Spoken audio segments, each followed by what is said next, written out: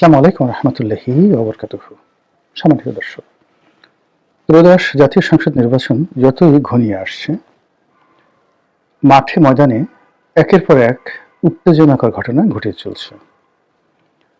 কিছু কিছু দুর্ঘটনা, কিছু কিছু অনাকাঙ্ক্ষিত ঘটনা এবং রাজনীতির ভেতরে বাইরে প্রশাসনে এমন কিছু সমীকরণ ঘটে চলেছে যা কিনা নির্বাচনকে নিয়ে যে মানুষের একটা স্বাভাবিক চিন্তা, সেই চিন্তার পথে প্রচণ্ড বাধা এবং বিপত্তি তৈরি করছে। বাংলাদেশের ঝানু ঝানু বড় বড় রাজনীতিবিদ যারা এই নির্বাচনে অংশগ্রহণ করছেন, তাদের অনেকের সঙ্গেই কথা হয়।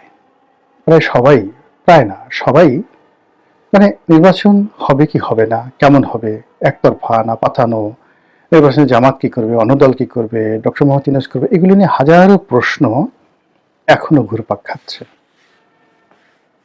অনেকে বলার চেষ্টা করছেন যে হতেও পারে, নাও হতে পারে, 50-50 টিল নাও, আজকের দিন পর্যন্ত। আবার কেউ কেউ বলার চেষ্টা করছেন যে যদি এই নির্বাচনের যে মনোনয়নপত্র যেটা বাতিল, প্রতীক বরাদ্দর যে লাস্ট ডেট, অর্থাৎ জানুয়ারি মাসে 21 তারিখ, এই দিন যদি পার হয়ে যায় তাহলে নির্বাচনের যে সম্ভাবনাটা 1% বেড়ে যাবে, মানে 51% হবে। এটা গেল একটা সমীকরণ।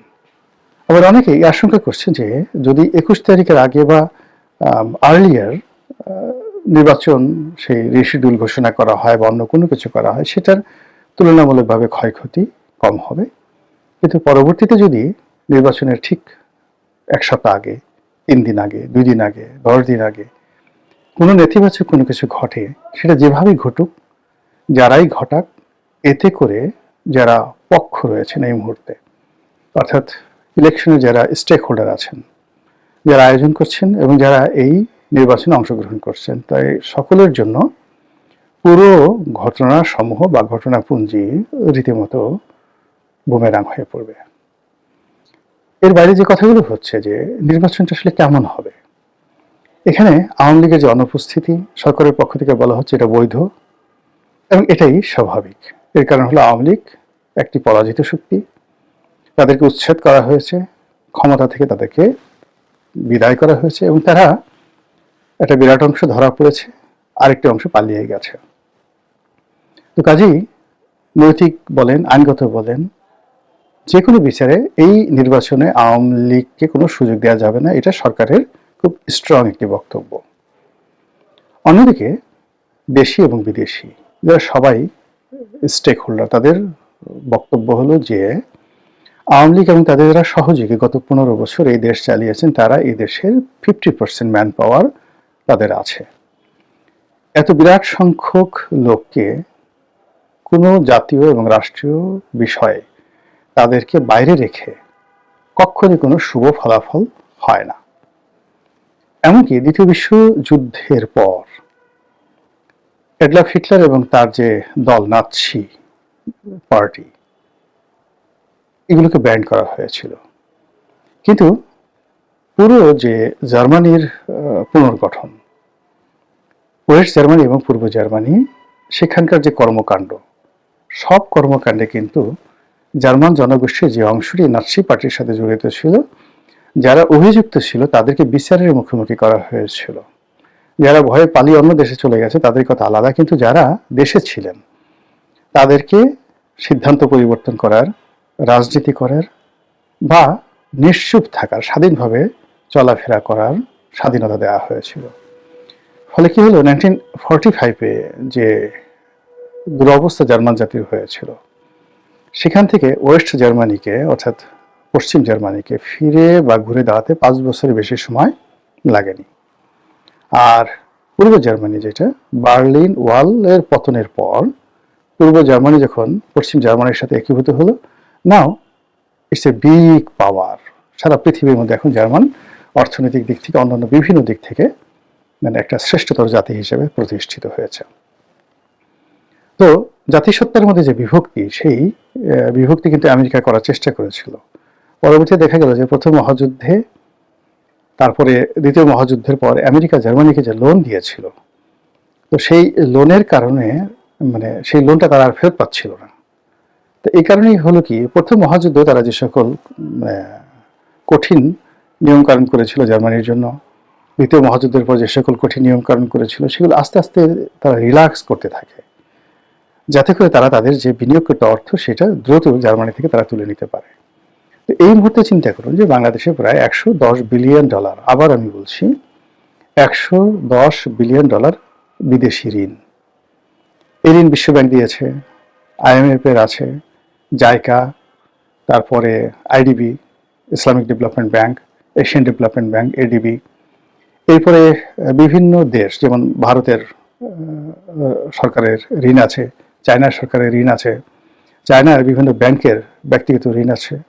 এর বাইরে অলমোস্ট প্রায় $20 বিলিয়ন মতো প্রাইভেট লোন আছে। অর্থাৎ ধরুন বিভিন্ন কোম্পানি যেমন ওয়ালটন বা ধরুন বসুন্ধরা গ্রুপ, তারা বাংলাদেশ ব্যাংক থেকে লোন না নিয়ে তারা হয়তো ইংল্যান্ডের একটা ব্যাংক থেকে নিয়েছে, জার্মানির একটা ব্যাংক থেকে নিয়েছে ডলারে। তো যখন এই প্রাইভেট কোম্পানিগুলোকে লোন দিয়েছে, তখন সেই লোনের গ্যারান্টার হিসেবে বাংলাদেশ ব্যাংক, তারপর রাষ্ট্র, সংশ্লিষ্ট ব্যাংক যেমন অগ্রণী, জনতা, তারা একটা সিন্ডিকেট করে এটার একটা গ্যারান্টি দিয়েছে। এটাও কিন্তু বিদেশি ঋণ। এবং এক্ষেত্রে যদি ওয়ালটন বা বসুন্ধরা টাকা দিতে না পারে, তাহলে সরকারকে, ব্যাংকে, রাষ্ট্রকে সেই টাকা দিতে হবে। তো এরকম একটা বিশাল অঙ্কের যে ঋণ আমাদের প্রাইভেট সেক্টরে আছে, সরকারি সেক্টরে 110 বিলিয়ন, প্রাইভেট সেক্টর আমি জানি না, হয়তো 15 বা 20 বিলিয়ন ডলার আছে। সব মিলিয়ে $130 বিলিয়ন আমাদের এই দেশে যারা দেশি বিদেশি লোক বিনিয়োগ করেছে, তারা তো এই দেশে একটা শান্তি চাইবে এবং এই দেশ থেকে তাদের টাকা ফেরত তারা নিতে পারবে লাভ সহ। তো এই ব্যাপারে তারা তো ছাড় দেবে না। আর এই জন্যই এই দেশের স্থিতিশীলতা, ভোট, অংশগ্রহণমূলক নির্বাচন সবকিছুর সঙ্গেই বিদেশিদের তকদির জড়িত, এবং তারা ঘোষণা করার চেষ্টা করছে যে এই নির্বাচনে সকল পক্ষের অংশগ্রহণ না হলে সরকারের স্থায়ী হবে না, দেশে শান্তি প্রতিষ্ঠিত হবে না এবং তাদের টাকাও তারা ফেরত পাবে না। তো এরকম যখন একটা অবস্থা চলছে, তখন সরকারের পক্ষ থেকে বিভিন্ন চাপের প্রেক্ষিতে বলা হচ্ছে আওয়ামী লীগকে একীভূত করা, রিহ্যাবিলিট করা, রিকনসিলিয়েট করা, তারপর তাদেরকে পুনর্বাসন করা, সবই সম্ভব, কিন্তু তারা তো সরি বলছে না, তাদের মধ্যে কোনো অনুতাপ নাই, অনুশোচনা নাই। তো এগুলো নিয়ে বিতর্ক হচ্ছে। এই যে বিতর্ক, যেটি আজ থেকে 3-4 মাস আগে কল্পনাই করা যেত না, আওয়ামী লীগের নামে তো উচ্চারণ করা যেত না। তো এরকম যখন চলছে, তো সেই দিক থেকে নির্বাচনের ময়দানে এক পক্ষ, বিশেষ করে সবচেয়ে বড় পক্ষ যেমন বিএনপি, তারা অভিযোগ করছে যে এখানে অতীতের মতো ভোট ম্যানিপুলেট হতে পারে, একটি পাতানো নির্বাচন হতে পারে, এবং স্পষ্ট তারা জামাতের দিকে ইঙ্গিত করছে যে তারা সব পারে, তারা এই বিভিন্নভাবে তাদের যে গুপ্ত এজেন্ট বিভিন্ন জায়গাতে ঢুকিয়ে তারা এই একটা ভোটের যে জালিয়াতি, ফলাফলের যে জালিয়াতি তারা করতে পারে। উদাহরণ হিসেবে অতি সম্প্রতি তারা সেই যে প্রবাসী ভোটারদের ভোট সংগ্রহের জন্য যে ব্যালট পেপার, সেই ব্যালট পেপার নিয়ে যে কেলেঙ্কারি ঘটেছে, সেটাকে উপলক্ষ করে ছাত্রদল ইতিমধ্যে বিক্ষোভ মিছিল করছে। আমি যখন এই ভিডিও করছি, ঠিক সেই সময়টিতে নির্বাচন কমিশনের সামনে ছাত্রদলের, যাকে বলা হয়, সেখানে প্রতিবাদ সভা চলছিল। অন্যদিকে জামাত, তাদের অভিযোগ হলো যে প্রশাসন এখন বিএনপির কথায় চলছে। জনাব তারেক রহমান সাহেবকে নিয়ে সবাই আধিক্ষেতা দেখাচ্ছেন, তিনি প্রধানমন্ত্রী হয়েই গেছেন, শুধুমাত্র ঘোষণা করা বাকি, এরকম একটা যাকে বলা হয় আবহাওয়া তৈরি করার জন্য সাহিত্যিক, সাংবাদিক, ভাড়াটিয়া, বুদ্ধিজীবী, শেখ হাসিনার জামানাতে তো মোটামুটি একটা কোয়ালিটি ছিল, এবং যারা দালালি করতো তাদের একটা লজ্জা শরম ছিল, হায়া ছিল। কিন্তু এখন তারেক রহমান সাহেবকে নিয়ে যারা দালালি শুরু করেছেন এই সময়টা, এদের ন্যূনতম লজ্জা তো দূরের কথা, এদের শরীরে কাপড় আছে কিনা বা কাপড়ের আদৌ প্রয়োজন আছে কিনা, এটাও এই বিবেক বোধ নাই। 80 বছরের বুড়ো, সেও যে ভাষায় দালালি করছে, 20 বছরের ছোকরা, সে একই ভাষায় দালালি করছে, এবং এমন সব অদ্ভুত দালালি যেটি বাংলাদেশে ইতিপূর্বে কখনো হয়নি। আর এই দৃশ্য দেখে জামাতের যারা লোকজন বলছে যে এখন এই অবস্থা, ভবিষ্যতে প্রধানমন্ত্রী হলে তখন কি হবে, তখন তো তারেক রহমান সাহেব সম্পর্কে একটা ট্রু শব্দ করলে তোমরা আমাদের টুটি চেপে ধরবে, ফলে এক জালেম গেছে, আরেক জালেমের শাসন আমরা কায়েম হতে দেব না। ওই যে প্রথম দিকে তারা যে ন্যারেটিভগুলো তৈরি করার চেষ্টা করেছিল, সেটা আগামীতে এটাকে আরো শক্তিশালী করার জন্য এই দেখবেন যে খুব দ্রুত 3-4 দিনের মধ্যে তারা একটা প্ল্যান ফেদে বসবে। এর বাইরে রাজনৈতিক দলগুলোর মধ্যে যে অনৈক্য, বিশেষ করে দুটো জোট, বিএনপি একটা জোট করেছে আর জামাত একটা জোট করার চেষ্টা করেছিল। সেই জামাতের যে 11 দলীয় জোট, সেখান থেকে শেষ মুহূর্তে চরমোনাই পীর সাহেবের দল ইসলামী শাসন তন্ত্র আন্দোলন তারা বের হয়ে গেছে। এখন জামাতের সঙ্গে আছে আরো 9টি দল, মোট 10 দলীয় জোট এখন একত্রে আছে। এই জোট কি শেষ পর্যন্ত টিকবে, বা এই জোট থেকে আরো কি কেউ বের হয়ে যাবে, নাকি এরা শেষ পর্যন্ত টিকবে, এটা নিয়েও কিন্তু নানা রকম কথাবার্তা হচ্ছে। কিন্তু সব কথার পরেও সবার মনে একটা আতঙ্ক যে নির্বাচনটিকে প্রি অ্যারেঞ্জ করা হচ্ছে, এটি কি বিএনপির পক্ষে কেউ কিছু করছে, নাকি জামাতের পক্ষে কেউ কিছু করছে, নাকি এটা ডক্টর মোহাম্মদ ইউনূসের পক্ষে করছে।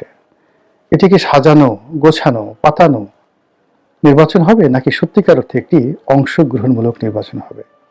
মাঠের আজকের দিনের পর্যন্ত যে আবহাওয়া এবং যে পরিবেশ তার সঙ্গে সঙ্গে জনগণের যে মন এবং মানসিকতা, তাতে করে জনগণ ভোট কেন্দ্রে যাবে, সরকারের পক্ষে হা ভোট দেবে, আর নিজেদের পছন্দের মতো প্রার্থীকে প্রতীকে তারা ভোট দেবে। এইরকম যে একটা আবহাওয়া এখনো পর্যন্ত নির্বাচনের মাঠে তৈরি হয়নি। বাকি দিনগুলোতে হতেও পারে, নাও হতে পারে। হলে কি হবে বা না হলে কি হবে সেটা নিয়ে হয়তো অন্য একটি ভিডিওতে ইন ডিটেলস আলোচনা করব। ভালো থাকুন, সুস্থ থাকুন। আসসালামু আলাইকুম রহমতুল্লাহি ওয়া বারাকাতুহু।